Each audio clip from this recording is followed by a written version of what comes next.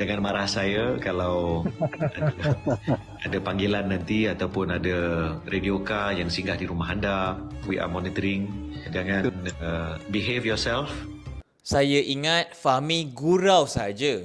Tetapi betul-betul terjadi pada saya sendiri.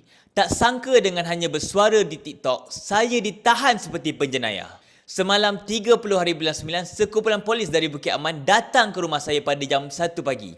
Dan saya telah direman beberapa jam di lokap IPD Dangwangi. Saya dipakaikan baju lokap dan digari. Tidak pernah saya terbayang akan lalui pengalaman seperti ini. Realitinya, inilah kerajaan yang kita ada di Malaysia.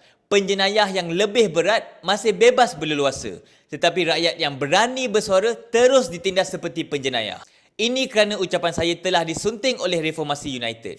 Saya mohon, tak perlulah nak pertahankan sangat PMX limitkan minyak 300 liter sebulan. Kalau di negara lain, tak mustahil boleh jadi rusuhan besar-besaran selepas pengumuman seperti ini. Apa yang saya nak sampaikan adalah Malaysia negara yang lebih baik dan aman berbanding negara lain. Apa-apa pun harapan saya mudah. Semoga kita, rakyat dapat membuka mata dan tidak membuat kesilapan lagi untuk mengundi kerajaan yang zalim ini. Saya juga ingin mengucapkan terima kasih kepada semua rakan-rakan yang terus memberikan semangat dan doa kepada saya. Dan terima kasih juga kepada semua pegawai yang terlibat. Layanan yang diberikan amat baik dan amat profesional, selari dengan misi dan visi PDRM. Tak lupa juga kepada Zul Aizroy, peguam yang mewakili saya, berjaya bantu saya dibebaskan dari reman 4 hari.